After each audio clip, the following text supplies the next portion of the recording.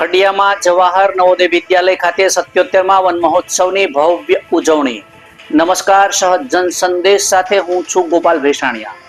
25 August 2026 ના રોજ જિલ્લા વહીવટી તંત્ર જૂનાગઢ સામાજિક વનીકરણ રેન્જ જૂનાગઢ અને સામાજિક વનીકરણ રેન્જ ગીર સોમનાથના સંયુક્ત ઉપક્રમે જૂનાગઢ જિલ્લા કક્ષાના 77મા વન મહોત્સવની ભવ્ય ઉજવણી ખડિયા ખાતે આવેલા જવાહર નવોદય વિદ્યાલયમાં કરવામાં આવી હતી। ગુજરાત રાજ્ય સંસ્કૃત બોર્ડના અધ્યક્ષ શ્રી હિમાંજય પાલીવાલાના અધ્યક્ષ સ્થાને યોજાયેલા આ કાર્યક્રમમાં વન સંરક્ષણ, પર્યાવરણ જતન અને વૃક્ષ ઉછેરનો સંદેશ આપવામાં આવ્યો હતો।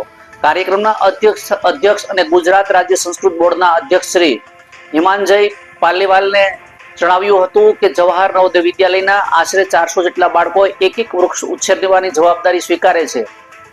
તેમણે વસુધૈવ કુટુંબકમના વિચારને સમજાવતા જણાવ્યું હતું કે સમગ્ર સૃષ્ટિ અને તેમાં રહેલો દરેક જીવ આપણા માટેનો પરિવારનો હિસ્સો છે।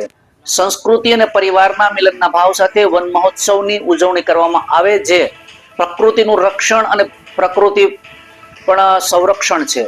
પર્યાવરણનું રક્ષણ અને જતન માત્ર સરકારની જવાબદારી નથી, પરંતુ દરેક નાગરિકની પણ સમાન ફરજ છે। આ પ્રસંગે ધારાસભ્ય સંજયભાઈ કોરડિયાએ એક પેડ માં કે નામ અભિયાન અંગે વાત કરતા જણાવ્યું હતું કે દેશના વડાપ્રધાન શ્રી નરેન્દ્રભાઈ મોદીએ પ્રેરણાથી 5 જૂન 2024 ના રોજ નવી દિલ્હીથી આ અભિયાનનો પ્રારંભ કરવામાં આવ્યો હતો।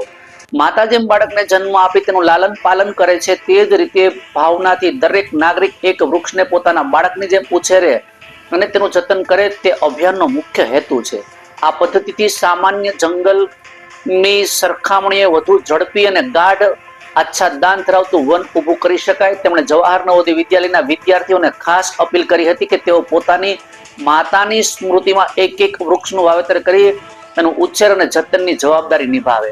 વન મહોત્સવમાં આ કાર્યક્રમ દરમિયાન વન વિભાગના શ્રેષ્ઠ કામગીરી કરનારા વિવિધ કર્મચારીઓના મંચસ્થ મહાનુભાવોના હસ્તે પ્રશસ્તિ પત્ર અને મોમેન્ટો અર્પણ કરી સન્માનિત કરવામાં આવ્યા હતા। કાર્યક્રમની શરૂઆત મંચસ્થ મહાનુભાવોને તુલસીના રોપા અને મોમેન્ટો અર્પણ કર્યા બાદ દીપ પ્રાગટ્યથી કરવામાં આવી હતી।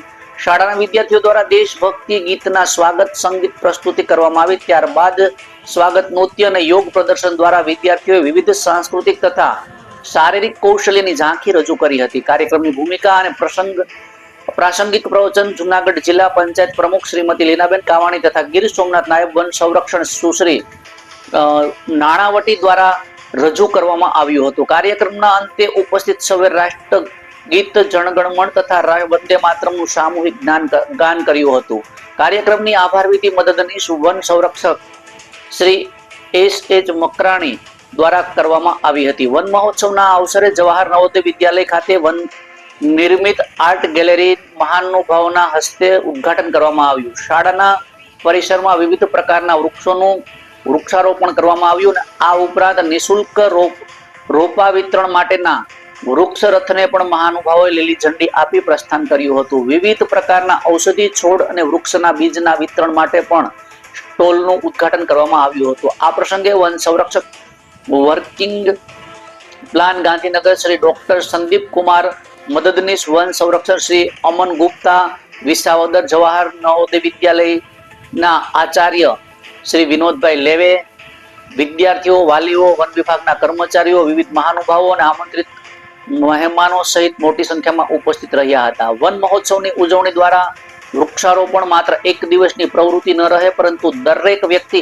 એક વૃક્ષ વાવે, તેનું જતન કરે અને તે પરિવારના સભ્યની જેમ ઉછેરે તેવો સંદેશ આપવામાં આવ્યો હતો। એક વૃક્ષ એક બાળની ભાવના સાથે વિદ્યાર્થીઓને વૃક્ષ ઉછેરની જવાબદારી સોંપવાનો પ્રયાસ પર્યાવરણ સંરક્ષણ માટે નવી પેઢીને જોડવાની દિશામાં મહત્વપૂર્ણ પહેલ બની રહ્યો છે।